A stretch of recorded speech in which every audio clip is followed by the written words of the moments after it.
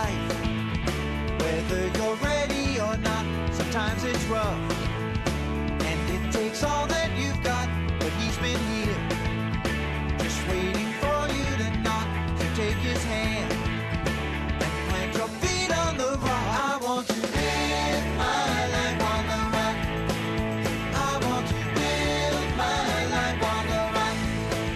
I want to live my life on the rock. I want to live my life on the rock. I want to live my life on the rock. I want to live my life on the rock. G'day, mate. You're watching Life on the Rock.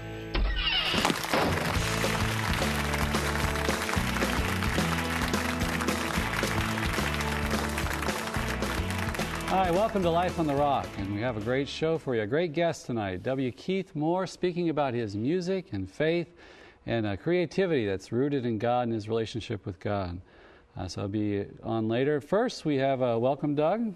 Thanks, Father. A little close call with your playing again, but we also have a rock chat tonight with Mark Randall, who's the Vice President of Institutional Advancement for Wyoming Catholic College. But before we go to Mark, I wanted to bring up a couple things Pope Benedict recently said.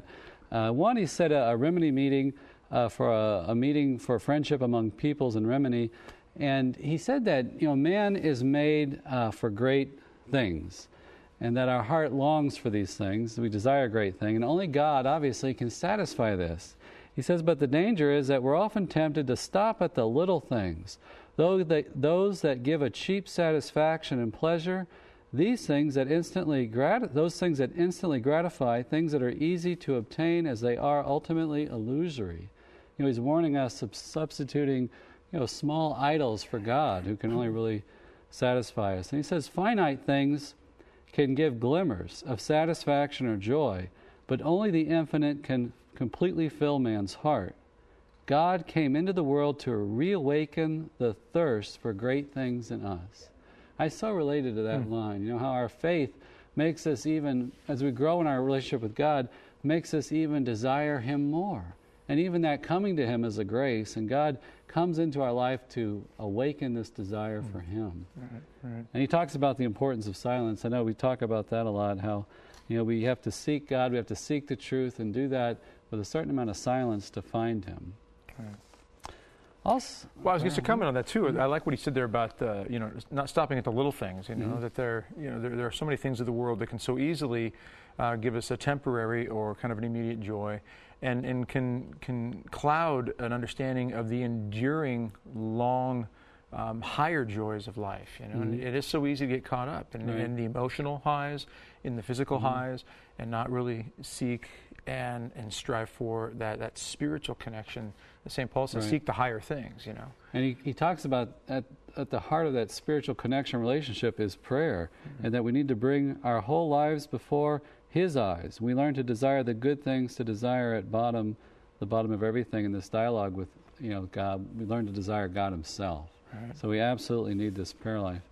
Something else he said recently on August 26th. Was that today? Yeah, August 26th. It must have been yesterday. But he talked about that we all need to choose a special saint to accompany us on the journey through life. He says it is important to have travel companions on the journey of our Christian life. And he talks about spiritual directors, friends, confessor or something. But he said also, but also I'm thinking of the Virgin Mary and the saints. Each one, he said, should have a saint that is familiar to him, to whom he feels close with prayer and intercession, but also to imitate him or her. Hence, I would like to invite you to know the saints better, beginning with the one whose name you bear. By reading his life, his writings, you can be certain that they will become good guides to love the Lord evermore and valid aids for your human and Christian growth. And we've seen that in his addresses, his general audiences. He's been going through so many saints and doctors of the church and trying to bring us close to him. So we need to imitate them, and we need their intercessory prayer for us to help us to grow. And I thought that was a great point. He himself, he said, of course, his baptismal name is Joseph, then he chose Benedict, and he loves St. Augustine. And he goes on to talk about how truth is so important in Augustine's life, and how that's so meaningful to him and meaningful today. We live in an age of relativism. So he doesn't just have one saint, he's got a whole gang of saints. He does, yeah. That's when you're Pope, you get three. So. We better go to Mark Randall. We have Mark Randall on Rock Chat. Are you there, Mark? I am. Okay, we wanted to have you on to talk about our upcoming Life on the Rock on the Road. Can you tell us about that? When is that, and some details about that? Sure. It's coming up Thursday, September 9th. We're going to have you and the crew out here to Lander, Wyoming, which is the home of Wyoming Catholic College. We've got 120 students with us this year, here in our 4th year. And let me just tell you, everybody is absolutely pumped to have you guys and the crew out here. We're going to have a set actually outside with the backdrop of the Wind River Mountains. It's going to be gorgeous. We get to see the sunset there. It's going to be a beautiful setting, and we've got a lot of people working on that, ready for you guys to come. All right, so an outdoor set, 90 minutes long. We're going to do some little promo spots when we're out there. I'm really looking forward to this. I've zipped through Wyoming, but I've never got to stay there any length of time. So. Now, are we going to get to hunt bear or any wild animals while we're out there? Well, we might be able to carve a little time out of that, but not during the show. I think we might have to get a special permit for that. Well, tell us about the show. We're going to have like 6 segments, and we're going to have some guests from the... Yeah, absolutely, Father Mark. What we want to do is really give you and the viewers a great overview of the college. And over 90 minutes, we'll be able to do that. We're going to have 2 of our 3 co-founders on with us, Father Robert Cook, who's our president, as well as Dr. Bob Carlson, who is our academic dean. They're going to tell the story of how this college was really established by the Holy Spirit and Our Lady in 2005 and how we opened in 2007. We'll talk about our Great Books program. We're one of only a few Great Books schools in the country. Really aggressive liberal arts program here. And then really our unique feature, which is our outdoor leadership program, where we take our students, the very first thing they do when they get here on campus is they go right into the mountains, the Wind River Mountains of Wyoming for 3 weeks and learn leadership skills, outdoorship skills, and really build a sense of bonding among one another. There's no other program like it in the country, and here in our 4th year, it's showing great success. We'll have plenty of segments with students. You'll get to chat with some of our seniors, some of our freshmen, and then we'll also tell you about the future plans of the college. We have a beautiful master plan for our campus on 600 ranch acres here outside of Lander. It'll be a beautiful thing once we get it done. I love what you told me earlier about the first of the great books is God's creation. And certainly out there in Wyoming, you're in God's country. And it's certainly beautiful. I love that.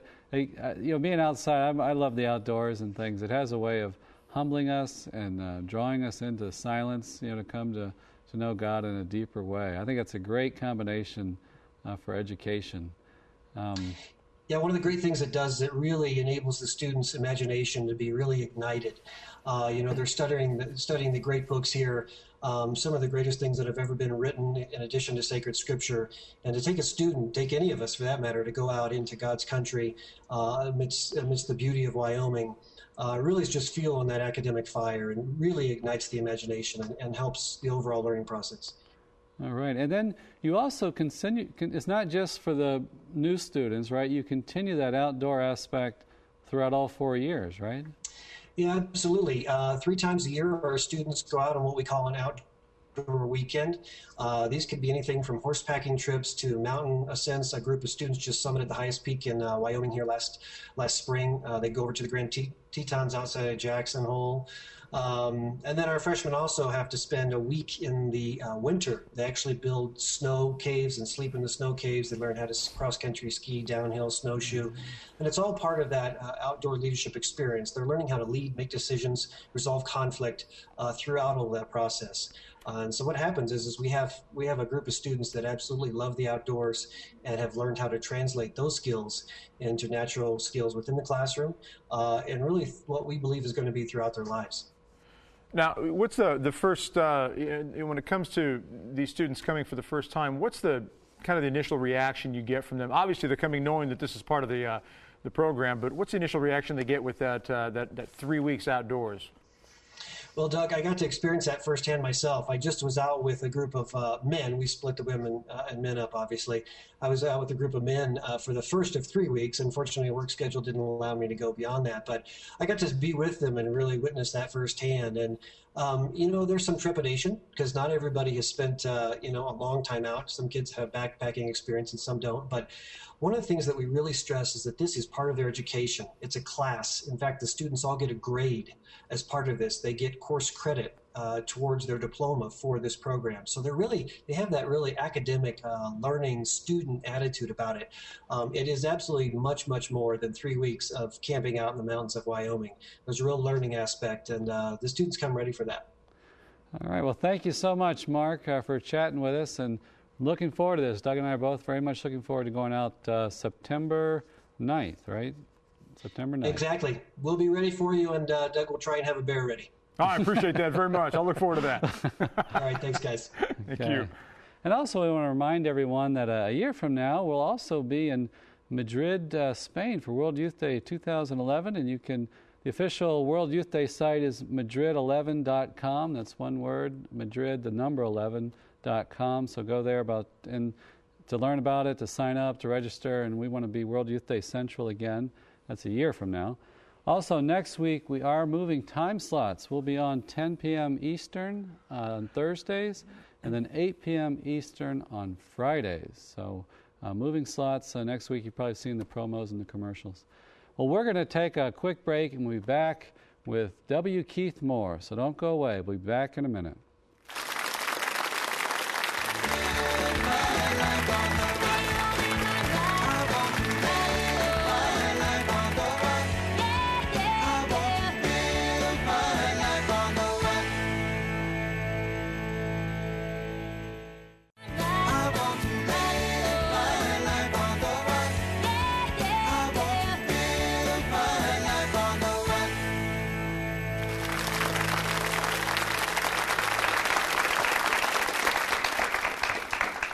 Hi, welcome back to Life on the Rock. I'm Doug Barry along with Father Mark. We are the Rock House Compadres, and we do not have a song yet, a theme song for us yet, Father, but our guest tonight may one day provide one for us. We've put that challenge out for him. Yes. This is W. Keith Moore.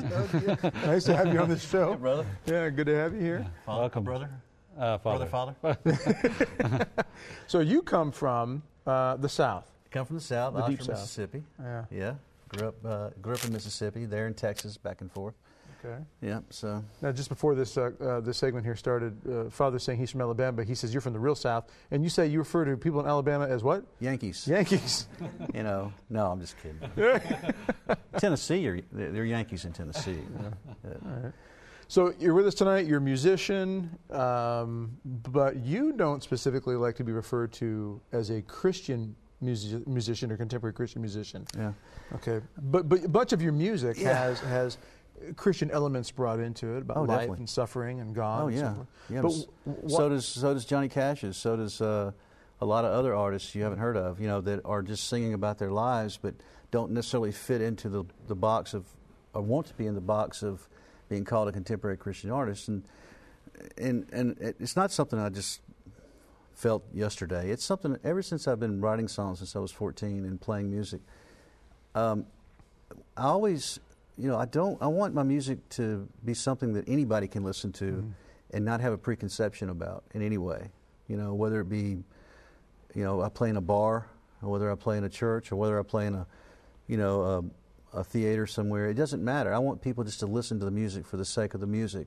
And if something in it touches them about my journey in my faith, about the struggles in faith, about the hope, or also about the disappointments. I mean, and a lot of times I think, and I know I'm this way, if I hear something is Christian whatever, Christian this or Christian that, I immediately listen to it differently.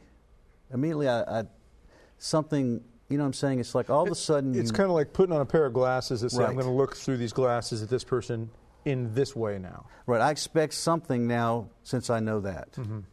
And I would rather just, like when I listen to Tom Waits or whoever, or Bob Dylan, I mean, I just know it's a songwriter singing about something. And what comes to me is unfiltered. Right. I mean, I can hear it. No preconceived ideas. Right, I can hear it for the song. I can hear it for what Right. he's going through and what he's experiencing. So, you know, I'm nothing against contemporary Christian guys. I have lots of friends in that business, but you know, but you were asking me why I don't like to be put in that. But you know, the thing is that people are going to put you in stuff no matter what. You know, especially if you sing about God, if you sing about, especially if you sing about Mary. You know. Yeah, I like singing about her every now and then. Singing about the Blessed Mother kind of tags you. Kind of tags you. You know, where's it? You know, but. So anyway, yeah, that's kind of. But you've not always been Catholic. You just became Catholic. What, 2006? 2006. My wife and son and I came into the church. Okay. We grew up. My wife and I grew up Methodist, and her father's a retired Methodist minister. Great man. And we kind of. It was a long journey, and if you go back and watch the journey home a few months ago, you can hear the whole thing. But it really started with an upheaval in a church we were in, and that's just kind of one of those things where everybody was kind of went their own separate way, and through that God just kind of kept bringing me to I went through a period where I didn't want to go into church. I thought he has nothing to do with organized religion, right? Nothing to do with that. It's just all man, there's no authority that I can trust, kind of thing. And but after a period of time, I started reading about the early church. Well, and I like what you said. You said at one point you went into a Christian bookstore, and you said, I'd like a book on the early church writings, the early church history, and as far back as it went was about 1500. Yeah, it went back to 1500. And I said, well, wait a minute. What happened to the 1500 years before this, Nobody knew how to write? Was nobody, thinking about or talking about what was happening. And so, but anyway, in a bookstore in Nashville, Davis Kidd, I found a book called Early Writers. Early Writers of the Church. And you got right into some very kind of light bedtime reading. Yeah, it was light bedtime reading. From Ignatius, Justin Martyr, Clement, and Ignatius, Justin. And Augustine, I think you said. Yeah, and Augustine, yeah. And so, it was pretty light reading. Of course, it confused me. It wasn't anything like the early church that we were a part of. We were doing the churches and homes and also in other places, but it didn't. What that early church was doing, it wasn't what we were doing. There was something missing there, and that confused me. And so, just over time, that led to eventually when we finally went to a Catholic church. We were living in Spokane, and I'd really been reading about the Eucharist, and it was just one of those things where I just knew in my heart that Jesus was truly there, and I couldn't be away from him. I couldn't. There's no way. I had to be Catholic. I had to be. Something you read or something you experienced? No, it's something I experienced. You went to the Catholic Mass and it hit you, or? Yeah. Well, I had read a little bit about the Eucharist and about the teaching of transubstantiation and just the whole sense of, apostolic. Everything had to be apostolic to the early church. Nobody could just come in and pray the prayer of Jesus and it would become his body and blood. It had to be one of the presbyters that hands were laid on by one of the bishops. And so when I was reading about it and I started noticing the early church guys would die instead of not be able to receive the Eucharist. They would rather die than not be able to receive. They didn't want to die because they didn't want to, they would deny being Christian. Right. It was way deeper than that.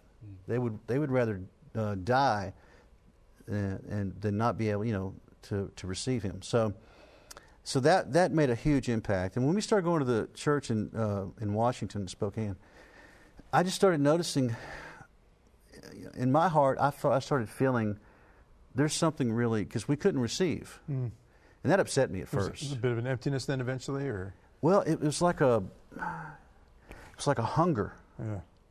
And when I started really understanding, okay, he's really here.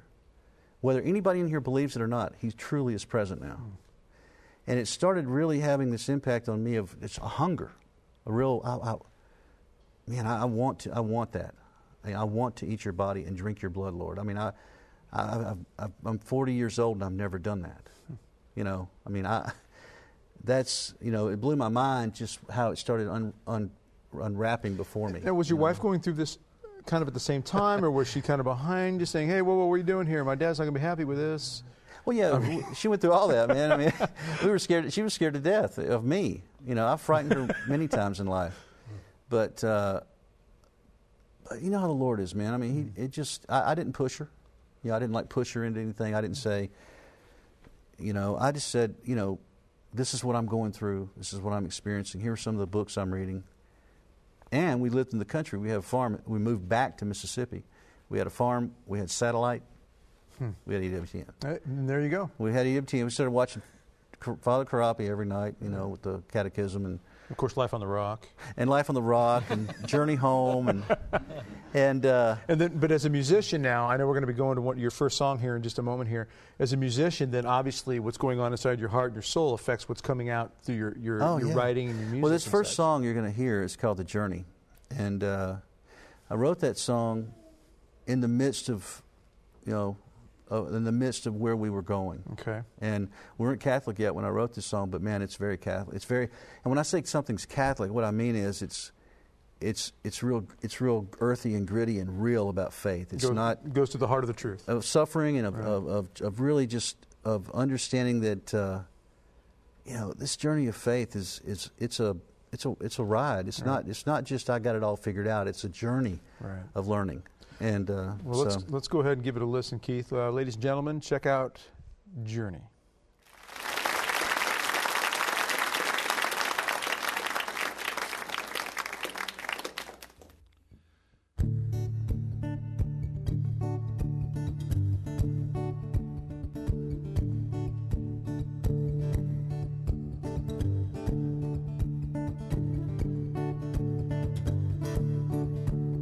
She's holding my hand, stepping into new lands, feeling things for the very first time, leaving the past behind, hoping to hope, swinging on a long rope, just enough to keep us climbing into this love that we are finding.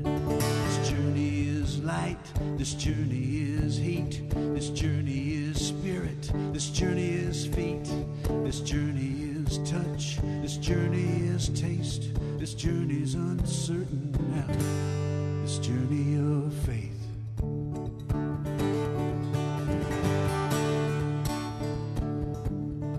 We may cross some rivers that have never been crossed.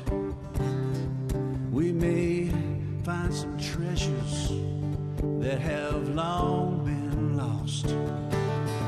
We may face some dangers that have never been seen.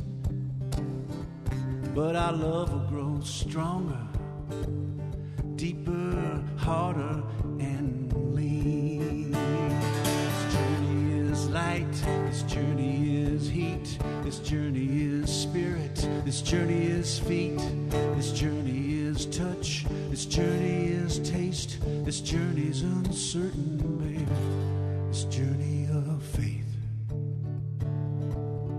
We may find what we're looking for. We may find a whole lot more. Into the wild, our hearts can believe the truth of the ages that will set us free. Hey, hey.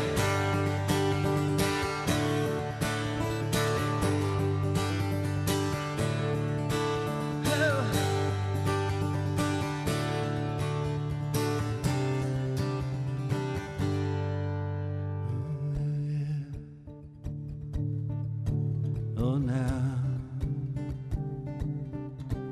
oh, now,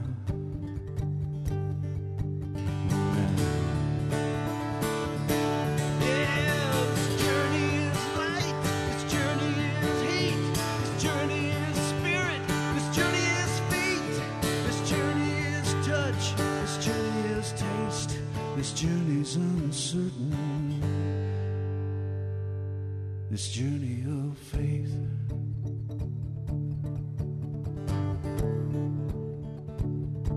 This journey of faith, journey of faith.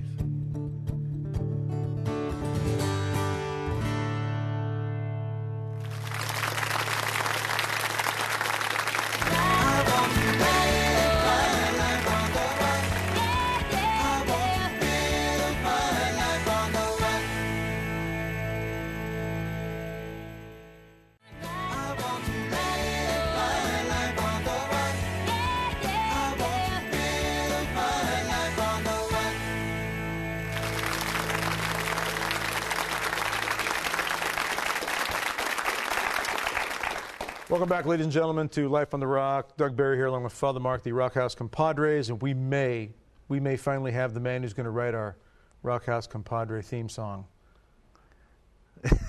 Maybe. I'm waiting Maybe. for Maybe. But you're working. Possible. You're working on an album right now. You You're never busy. know. Well, you're working in some time when you're sitting at a bus stop or nothing to do or an Right. airport. I know. Somewhere. You'd be surprised. Yeah, and you can show us something on this guitar in a little bit. I know. Great song, "The Journey." Yeah. Makes me think we're on the wrong show, "The Journey Home," but it's "Life on the Rock." Yeah, I've already done that show. So.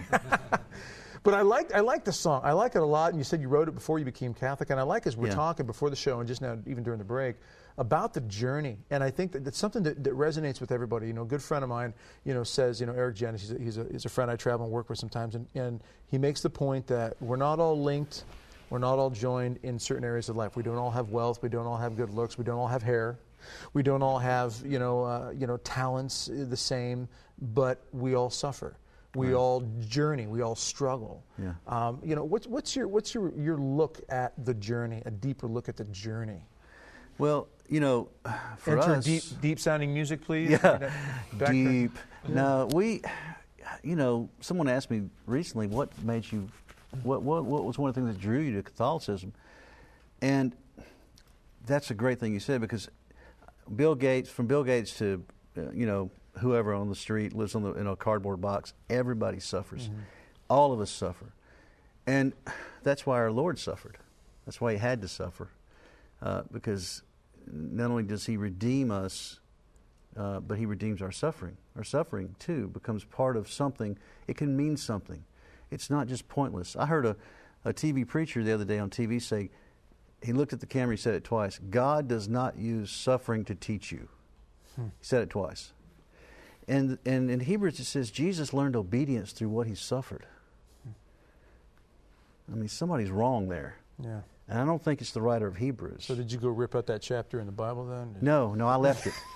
But I'm just saying that that's one of the things that without sacrifice, we learn to truly love through sacrifice. And I'm still learning that. My gosh, I mean, I'm just saying it is something I've especially learned from reading Augustine and Aquinas and some of those guys when they talk about it. But it's such a journey of learning to die to self, to die to, and we all sin. I fall so short of it all the time. But that's where the Lord wants us to learn to have this incredible abundance. That's where our abundant life really is learning to really die and to give ourselves away for others, give ourselves away in our music, in our painting, in our daily work, in being a priest, and whatever it is we're doing, to somehow, and I'll tell you this too, with youth, with kids, they see right through fake stuff. They just see, they can tell when you're just, they can smell messing with them. Sincerity a mile away. A mile away, yeah. And that's another reason too. I think music is better when it's completely honest and candid, and doesn't try to, just say the right words, just say the right things, just play the right notes. But when it causes a little tension in the room, that's a good thing. And when that's guided by the intention of really trying to honor God and reach people's hearts for that purpose, that music becomes a powerful, powerful tool. Where if misguided and not with the intention of serving God, it can become like a ball of fire rolling around a room, setting everything in flames. Right. Because music is a powerful, powerful tool. It's incredibly powerful. Huge. Well, we were talking about earlier. At one time in humankind, I mean, all the greatest music, the greatest art academia. It all stemmed from the Catholic Church. It's where it came from. I mean, the whole idea of colleges, the whole idea of, some of the greatest symphonies ever written, some of the greatest books ever written. Dante, this Italian poet, and he was a comedian, though. Yeah, I mean, Divine Comedy. Yeah, that's it. Yeah, the Divine Comedy. I mean, the whole book's about a midlife crisis, but it's seen very through in-depth look at him. and very in depth, but it's seen through this desire for God too. Right. It's just this desire to find that place where my life means something. And that is interesting, as you were saying before the show. You mentioned that too. That the Divine Comedy is studied in universities all over the world. Right. I mean, and he wasn't called a contemporary Christian writer. Right. He was just a writer who wrote, and I'm just saying that it's like we don't have to put ourselves in a box. The more we get ourselves out of the box in expression and art and film, creativity, and literature, the more the thing it demands is we become more honest with ourselves, more true and honest with that, completely under the covering and under the umbrella of the grace of God, under His grace. What I like about that too, you're talking about real experience. Yeah. You speak about what our journey is, and then when you apply the gospel to that, and that just has a special penetrating power. Just that the simple truths of the gospel, applied to our life, and that's what reaches people. Amen. That's just a simple honesty. I've been reading a lot of Padre Pio, and he was pretty honest. He was pretty real about what he was going through, what he was feeling in his journey. And even though a guy like St. Padre Pio was given such amazing gifts, he was still challenged. There was still struggle. Right. There was still a journey in the midst of that. I mean, when he was 5 years old, I think, when he felt that he was going to be called to the priesthood and such, and then of course the amazing battles with the devil and the powerful confessions, for hours, and still he journeyed and struggled. Oh yeah. So nobody escapes it, do they? Right. Yeah. Never ending. I think part of it too, that just the term journey, like in that opening segment we mentioned, this life is a journey, meaning it's not our destination. Our destination is heaven, and the suffering and the cross detaches us from this life in the proper sense. I can't find my heaven here. I can have taste and having experience of it. It's a beginning, but it's not the fullness that's yet to come. Right. Yeah, we glimpse. Paul said we look through the mirror dimly. Right. And man, I'm glad we can at least look through something. And that's what I like about art. Can kind of lift that veil a little bit, and sing about these things and strike us in a new way. We were talking about Johnny Cash before the show, and that his version of "Were You There?" causes me to tremble. Tremble. It strikes you. It makes you imagine and think, what would it be like to be at the foot of the cross? Yeah. Well, and speaking of being at the foot of the cross and being on your knees at the foot of the cross, the next song we're going to be going to in a moment here is "Stay on Your Knees." Yeah. Let's set that up for us. Give us a moment to what we're going to be hearing and seeing. This song is on the Beloved album, and this song I wrote after hearing a talk from Father Karapi, actually. I've heard of him. You've heard of him, Father Karapi? But he's kind of the John the Baptist of the Catholic faith, But a little soft on some things. Yeah. But he was talking about he was giving this talk about how one thing Muslims and Christians have in common is a real deep respect for Mary, and how God might use that one day, you never know, to actually bring peoples together that would have no other reason to come together. And he talked about how the apparition of a mother and a child, it's all about Jesus, but she brings us to Jesus, and this song kind of came out of that, kind of after I heard him talk. Okay. So. All right. Well, we're going to go to that. Ladies and gentlemen, this is... Now, "Stay on Your Knees." That's the title. That's the title of the song from the album Beloved. Okay? All right. Ladies and gentlemen, sit back and enjoy "Stay on Your Knees."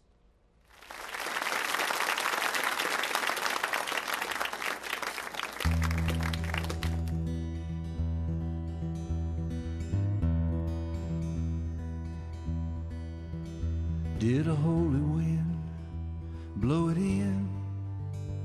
Won't you tell me once again? Where did this come from, my friend? It's a mystery. Sunni and Shia are getting along. Jews and Arabs are singing a song of forgiveness and peace so strong. It's a mystery. It's a mystery, an apparition of a woman and a child. And if you look, you feel contrition. Stay on your knees for a while. Stay on your knees for a while.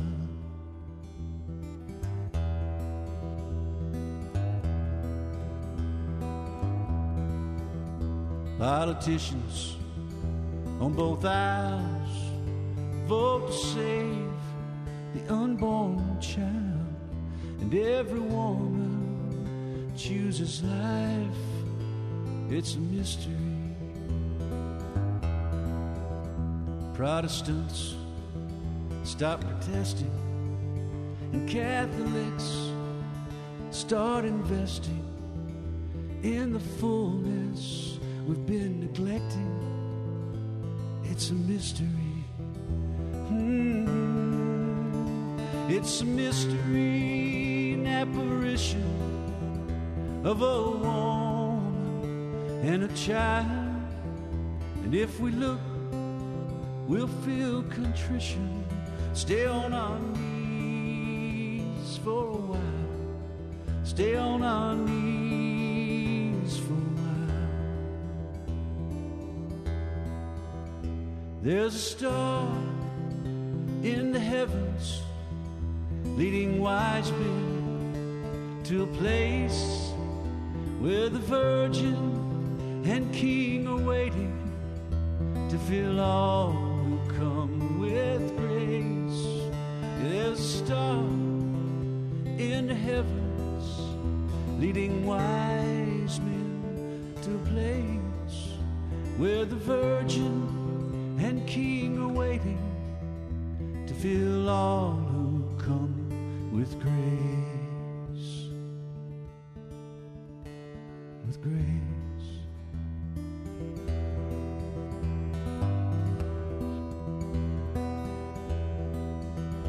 Did a holy wind blow it in? Won't you tell me once again, where did this come from, my friend? It's a mystery.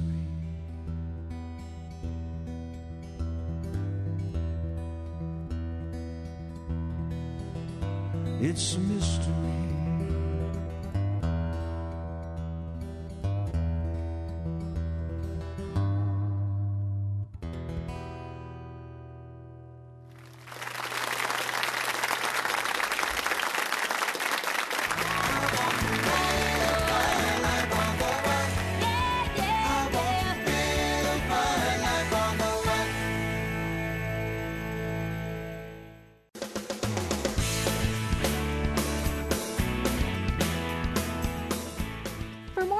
On musician W. Keith Moore, check out his website at www.wkeithmoore.com. That's www.wkeithmoore.com.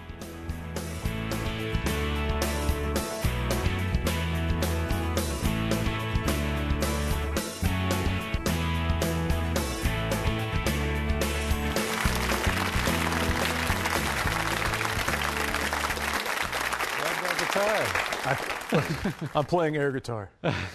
Ladies and gentlemen, we're back. Hi, I'm Doug Barry along with Father Mark and our guest, W. Keith Moore from Mississippi. All right. You got a guitar here with you, and before we go any further, Father Mark and I love it. You just do a little, because it's sitting here. People are wondering, why is it there? Okay. So you got to give us a little something live here, ladies and gentlemen. This is going to be on the new record we're working on. Okay. It's called A Kind Word. I'll do a little verse and a chorus. Gotta walk as best we can while we're living in this wild world. We gotta talk as best we can. It's better if we use a kind word. If you've got someone by your side, be thankful. 'Cause there are folks who don't, and man, it's painful. We gotta walk as best we can while we're living in this wild world. We gotta talk as best we can.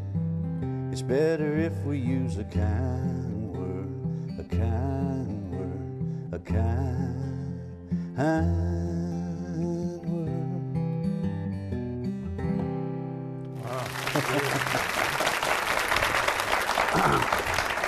Yeah, I'd be remiss if I didn't mention this guitar. Okay. This is two brothers in Nashville make this guitar. It's called the Batson guitar. And you got to have price because they forgot to put the hole in the middle there. Right? Yeah, the holes. Oh, they put it there. There. But anyway, yeah, they make a beautiful instrument. It's a great guitar. A couple of brothers do that, huh? Two brothers from Austin, Texas. They live in Nashville now, but they make them. So, Ah. and give them a little plug. Yeah, good deal. That's a great song. And that's going to be on your next album. Yep. And that's a 2-disc album. Yeah, so yeah, it looks like it's going to be a 2-disc album. And you have, and when you perform and what's on the album, you got a full band, you get the whole 9 yards there, right? Well, the producer is Scott Partridge, and Scott is the full band. Oh. I'm playing all the acoustic. I put the song down, me and a guitar, and then Scott plays steel guitar. He plays bass. He plays drums. He's just incredible. So he's bilocating when you guys are trilocating. Yeah, he's just kind of quadrilocating. like appearing everywhere. But no, he really is incredible picker and great guy. He played with Vern Gostin for a few years, a great country singer, and so it's really fun. I'm really having a blast doing this record. That's great. Yeah. Let's get into something mystery. Yeah. Your whole journey has been about the mystery, and you were intrigued by the mystery of the history of the early church, right? And then the mystery of the Mass, the mystery of the Eucharist. And your last song about "Stay on Your Knees" really implies the mystery. You bring the Blessed Mother in there clearly. Mysteries and I'm always intrigued by the mysteries of God, especially the appendix. Why God created us with an appendix. Why do you make that? Why do you make that? But aside from that, right? Theological mysteries. Right. Theological mysteries we want to get to right now. We'll discuss medical mystery later. Yeah, that's the it's always been it's always been one of the things that has drawn me to God. Period. It's just the sense of. Let me throw this. Why does he do this and why does he do that? Yeah, let me throw this at you, Keith, because I think you're the guy to talk about this a little bit. I think that we live in this world. We get so excited by the temporary things, as Father mentioned. You mentioned the first segment. Pope Benedict says, don't stop at the little things. We seem to get so excited about our NFL, our college football. We get so excited about our rock concerts and our whatever events of this world, as if that's the end of it. Right. And there's so much beyond. When St. Paul says that mind is not, the eye is not seen, ear is not heard, nor has it, mind can't even comprehend what God has in store. That tells us right there, there's a mystery that is so wonderful beyond this. Yeah, man, I write. 2 years ago, I started writing a daily musing thing for my son, for Wesley. Hey, Wes. And it turned into a blog, and it's like, I don't know how many people get it every day, but in writing that every day, that's what it's really all about. That's what these musings are about every single day. Is there somehow about the mystery of this journey of love, this journey of hope, this journey of fear, of boredom, of all these things we experience, and how just somehow we live, if we just live in mercy. We live under this mercy. That's the only way we do this. We don't have everything figured out. Jesus does. The Holy Spirit does. The Father does. And we get to join in through grace with them showing us, with Him showing us as we go, just to be able to see things. I wrote this thing the other day about, I was over at my friend's house the other night. Jody Davis is a good friend of mine. He plays guitar with the Newsboys. Name drop. I want to name drop there for a second. And but Jody has a little daughter. He's got two daughters. And one daughter's at that age where everything is, what's that? What's that? What's that? I told her 100 times, And my son's 20. I'm way past that. You know, I haven't been around a little baby asking me what's that in a long time. So, but I just kept telling her what it was, and we kept laughing and talking about it. And then when I went home that night, and I was thinking about that. You know, we should always ask God to give us that curiosity, no matter how old or young we are, because you know, just we can learn so much through curiosity, through being curious, being open, being, you know, instead of just living in the box we always put ourselves in, and the box we put God in. You know, a friend of mine said to me one time, "Oh, you're Catholic now, you can't think for yourself anymore." That's what he said. Wow. And I said, "Well, I guess me, Tolkien, Thomas Aquinas, Chesterton, Augustine, G.K. Chesterton, I guess we're all just a bunch of, you know, dummies now. We can't think for ourselves." I said, man, being Catholic actually opens up the box. Sure. It makes it even more amazing, more incredible, because it's 2,000 years of tradition and history, you know, that starts with Jesus himself, and it's continuing on. It's never going to end. He said it wouldn't. It's not going to end. Gates of hell can't prevail. There's no summit No. to God. There's Never no way ending. to fully understand the mystery of God. We just have a minute left before we got to cut to this song.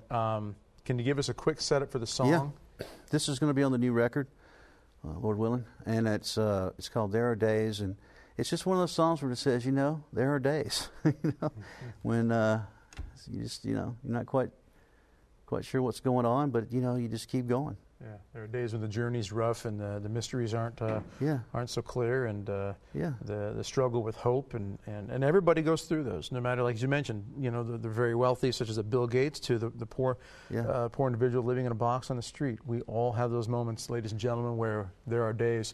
Next week we're going to have Father Larry Richards with us.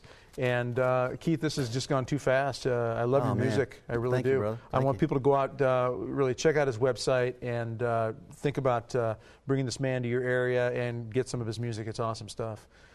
Father, I'll let you take it from here. Well, next week we'll see you all at 10 p.m. Eastern Time on Thursday and 8 p.m. Eastern on Fridays. We're adding a new day during the prime time lineup during the week. So the Lord be with you. Also with you. May our Heavenly Father shine His face upon you and give you His peace, and may Almighty God bless you, the Father, and the Son, and the Holy Spirit. We'll see you next week.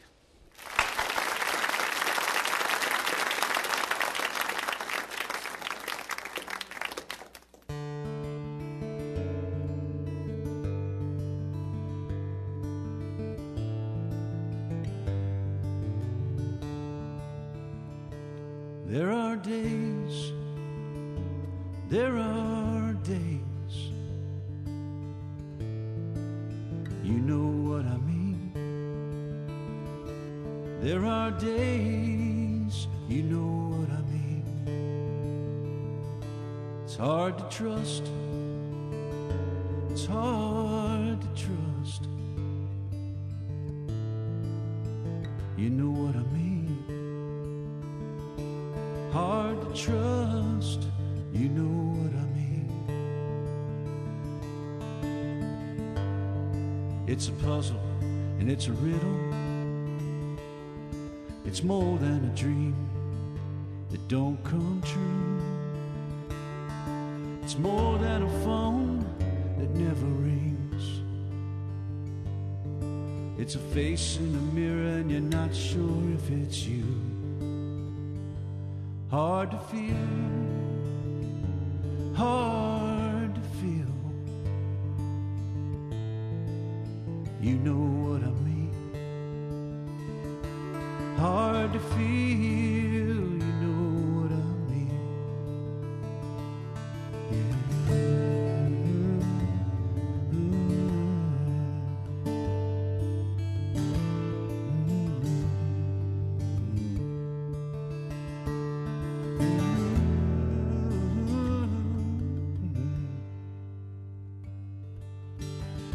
But she still holds me. Thank God she still loves me. Always the angel, as from the start. But I see a worry now. I see a sadness in those gorgeous green eyes that breaks my heart. I walked out in the field my imagination, and it was warm. The brown weeds were waving tall. It's where I used to go to pray, to find strength to hang on. There are days,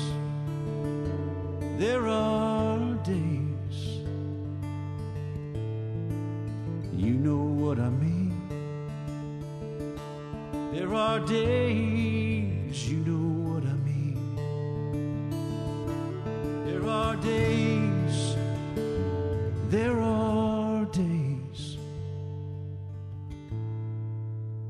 you know what I mean.